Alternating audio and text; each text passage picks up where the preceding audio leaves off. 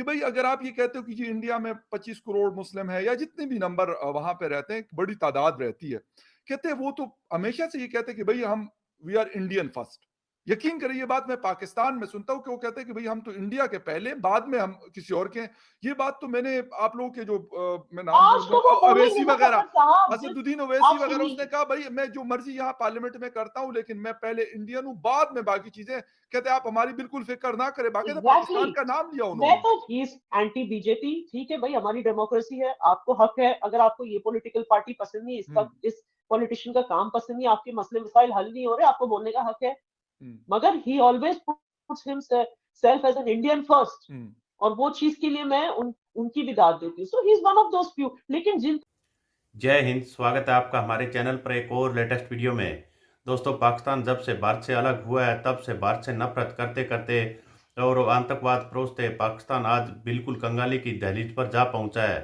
यह सब पाकिस्तान की खुद की करनी धरनी है। जो पैसा पाकिस्तान को अपने लोगों के डेवलपमेंट पर खर्च करना था वह पाकिस्तान ने आतंकवाद पर खर्च किया। उसके नतीजे में आज पाकिस्तान आटे के लिए भीख मांगता हुआ घूम रहा है। लेकिन दोस्तों, अब जावेद अख्तर पाकिस्तान के एक टीवी चैनल पर थे, तब उन्होंने जिस तरह पाकिस्तान की क्लास ली, उसके बाद पाकिस्तानियों के पसीने छूटने स्टार्ट हो गए।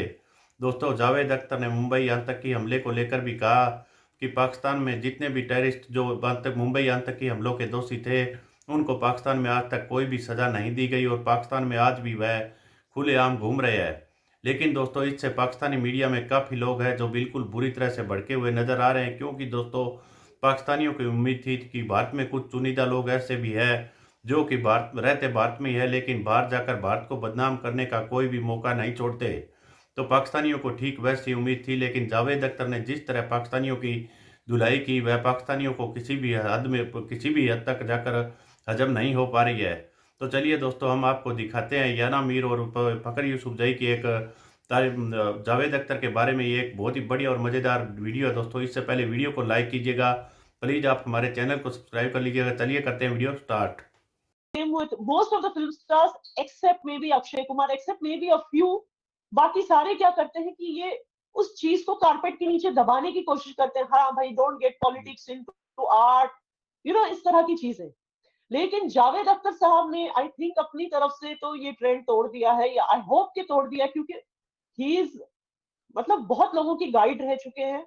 आई थिंक फिल्म इंडस्ट्री में बहुत सारे लोग उनको एज एन इंस्पिरेशन देखते हैं। अगर सचमुच देखते हैं तो जावेद साहब की ये ऑनेस्टी और देश प्रेम, इस पर भी वो गौर करें, और इसी तरह की सच्चाई से अपनी फीलिंग्स को बयान करें, अगर वो सचमुच खुद को आर्टिस्ट कहते हैं। क्योंकि मोस्ट ऑफ द टाइम वो अजीब और गरीब हरकतें करते हैं। मतलब पाकिस्तान को हमेशा डायरेक्टली या इनडायरेक्टली सपोर्ट करना, भूल जाना कि किस तरह की सैक्रिफाइसेस हमारी सेना ने दी है, कितने लोग मरे हैं हमारे देश में सिर्फ इस कंट्री की वजह से। और मैं पूरी कंट्री को क्यों जिम्मेदार ठहरा रही हूँ, क्योंकि मैंने हमेशा आपके शो पर भी कहा है कि अगर आवाम इंडिया हेटिंग आवाम नहीं होती तो हुक्मरान भी इंडिया हेटिंग स्टेटमेंट्स नहीं देते। तो ये जो विशियस साइकिल ऑफ हेट है कि आवाम भी हेट करते जा रही है और हुक्मरान उस हेट पे आग में घी डालने का काम करते हैं, ये विशियस साइकिल खत्म नहीं हो रहा, क्योंकि आवाम अपने दिल से वो इंडिया हेट नहीं निकाल पा रही। तो जब आपको पता है कि भाई आवाम इतना हेट करती है हमारे देश को, तो जस्ट बिकॉज वहां की आवाम विराट कोहली का जर्सी पहन लेती है दिखाने के लिए कि भाई विराट हम आपके साथ हैं, दैट डज नॉट मीन कि विराट कोहली को ये चीज भूलनी चाहिए कि वो दुश्मन देश है। ठीक है ना?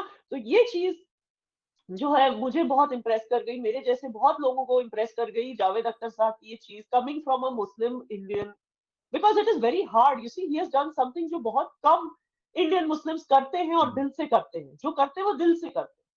Most of the Indian Muslims ये कोशिश करते हैं कहीं ना कहीं पाकिस्तान को अपीज करने की, and I don't know why, because they probably want to be popular in a particular community, शायद इस वजह से। लेकिन तो सिलेक्टिव कंडेमनेशन करना हमेशा, जैसे आरफा खानम शेरवानी, मैं एक एग्जांपल दे रही हूँ, ऐसे जी, बहुत जी, लोग हैं। जी, जी। वो सिलेक्टिव कंडेमनेशन करना कि भाई जब मुस्लिम, अगर किसी मुस्लिम के साथ हादसा होता है तो उसको बोलना कि हादसा हुआ है, लेकिन अगर वही हादसा किसी हिंदू के साथ होता है तो उसे कंप्लीटली इग्नोर कर देना। इस तरह का सिलेक्टिव कंडेमनेशन मेरे ख्याल से, मेरे हिसाब से ये गलत है। और most of the Muslims in India unfortunately इस चीज में इंडल्ज करते हैं, सिलेक्टिव कंडेमनेशन। मैं बोलती हूँ दोनों का बोलो, ठीक है ना। अगर किसी नागा राजू को मारा जाता है हैदराबाद में जस्ट बिकॉज उसने हिम्मत करके एक मुस्लिम लड़की से शादी की, और मुस्लिम लड़की की फैमिली जो है वो ऑनर किलिंग की वजह से ऑनर किलिंग का शिकार बना देते हैं नागा राजू, उस बारे में भी बात करो। At the same time Junaid और निसार की भी बात करो, जिसको काउ विजिलेंटिज्म, इन दोनों को काउ विजिलेंटिज्म के चक्कर में मारा गया। सही। काउ विजिलेंट, काउ प्रोटेक्शन एक नोबल कॉज है, हमेशा रहेगा, लेकिन उसके लिए इंसान का खून बहाना जरूरी नहीं। आप दोनों साइड पे बात करो, तब आप इंडियन हो। लेकिन अनफॉर्चुनेटली बहुत से इंडियंस खुद को यहाँ पे जो है खुद को इंडियन नहीं समझते, मुगलों की नस्ल समझते खुद को, तुर्कियों की नस्ल समझते खुद को, पाकिस्तान की ज्यादा वो है ना अपने पाकिस्तान को के साथ मजहबी रिश्ता समझते खुद का। तो उनको लगता है कि वो रिश्ता इंडियन होने से ज्यादा इंपॉर्टेंट है उनके लिए, सिग्निफिकेंट है। तो लेकिन कुछ ऐसे लोग भी हैं यहाँ पे, लेकिन जावेद अख्तर जी ने he has surpassed my expectations, yeah. अच्छा, याना जी एक चीज जी और है कि आप ये कह रही हैं कि वहाँ के जो लोग हैं वो मुस्लिम हो या किसी और कम्युनिटी से हो, पाकिस्तान के लिए सॉफ्ट कॉर्नर रखते हैं, वो दुश्मन नहीं समझते। लेकिन अगर हम अवाम की बात करते हैं, हमारे यहाँ ये भी बात हमें सुनने को मिलती है, बहुत सारे लोग ये कहते हैं कि भाई अगर आप ये कहते हो कि जी इंडिया में 25 करोड़ मुस्लिम है या जितने भी नंबर वहां पे रहते हैं, बड़ी तादाद रहती है, कहते हैं वो तो हमेशा से ये कहते हैं कि भाई हम वी आर इंडियन फर्स्ट। यकीन करिए ये बात मैं पाकिस्तान में सुनता हूँ कि वो कहते हैं कि भाई हम तो इंडिया के पहले, बाद में हम किसी और के हैं। ये बात तो मैंने आप लोगों के जो मैं नाम आज तो वो लूंगा, बोलेंगे अवैसी ना वगैरह, फखर साहब, असदुद्दीन ओवैसी आप वगैरह, उसने सुनिए, कहा भाई मैं जो मर्जी यहाँ पार्लियामेंट में करता हूँ, लेकिन मैं पहले इंडियन हूँ, बाद में बाकी चीजें। कहते हैं आप हमारी बिल्कुल फिक्र ना करें, बाकी एग्जैक्टली पाकिस्तान का नाम लिया मैं उन्होंने। तो मैं तो खुल के मैं खुल के बोलती हूँ फखर साहब कि Asaduddin Owaisi is a gem of a person. अब इसकी ओके, वजह से मेरे कुछ फॉलोअर्स, आपके कुछ फॉलोअर्स जो मुझे देख रहे हैं वो गुस्सा हो जाएंगे, ठीक। मगर it's a fact, he is one of the gem of the gems from the Indian Muslim community who, okay. ठीक है, he raises his questions, he is anti BJP, ठीक है भाई, हमारी डेमोक्रेसी है, आपको हक है, अगर आपको ये पॉलिटिकल पार्टी पसंद नहीं, इसका हम्म। इस पॉलिटिशियन का काम पसंद नहीं, आपके मसले मसाइल हल नहीं हो रहे, आपको बोलने का हक है। हम्म। मगर he always puts himself as an Indian first, hmm. और वो चीज के लिए मैं उनकी भी दाद देती हूँ। So he is one of those few. लेकिन जिनका मैंने एग्जांपल दिया अरफा खान, आप देखिए हर दूसरे दिन उनका एक ही काम होता है, अपने ही देश को गाली देना। इसलिए जब से वो देने लगी है मैं उसको अपना नहीं कहूंगी, she is not part of India for me, such people. Hmm. देखिए ये एक एजेंडा बेस्ड लोग होते हैं, चाहे वो हो या जू के बेर्स हो, इनका एक एजेंडा होता है। इनके एजेंडा ये होता है कि ये, मुझे लगता है कि ये इंडिया के हैं ही नहीं, ये बस इंडिया में रहते हैं इंडियन खुद को बता के, ताकि दुनिया के सामने इंडिया का इमेज खराब करें। ये कहाँ से आए हैं, कौन है, मुझे नहीं पता।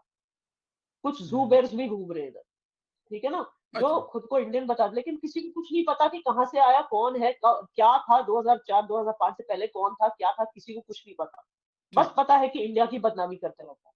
तो ऐसे लोगों से जो है, ऐसे लोग अगर खुद को बोलते भी इंडियन, झूठ हम्म। मूठ का बोलते, मतलब पता है अंदर से दे आर नॉट, बट बोलते, इनको एग्जाम्पल लेना चाहिए जावेद अख्तर साहब जैसे मुसलमानों से। जी बिल्कुल। अच्छा याना जी एक मतलब जावेद अख्तर साहब की बात ये करूंगा, आप कहती हैं कि वो मतलब वो या उसके उस तरह के और लोग बड़ा एक वो करते हैं, अपीस करते हैं पाकिस्तान को और खुश करने के लिए बात।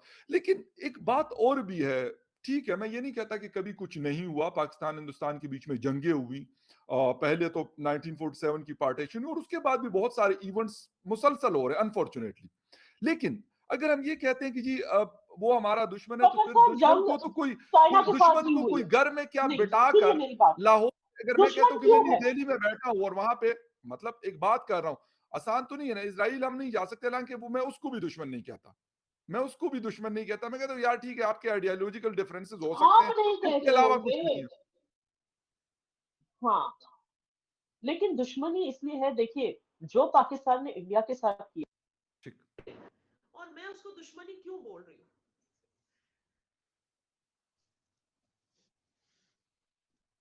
एक सेकंड, मैं उसको दुश्मनी क्यों बोल रही हूँ, मैं उसको दुश्मनी सिर्फ इसलिए बोल रही हूँ, सॉरी, मैं उसको दुश्मनी सिर्फ इसलिए बोल रही हूँ क्योंकि it is not just about जंगे हुई, जंग तो हमारी चाइना के साथ भी हुई, हाँ बिल्कुल। लेकिन हम चाइना को फिर भी, ठीक है, हम चाइना की स्ट्रेटेजीज से अलर्ट हैं, हमें पता हम्म। है कि कुछ ना कुछ गलत कर सकती है, लेकिन उस उस लेवल पे, उस पैमाने पर उसको दुश्मन नहीं मानते, ठीक है ना।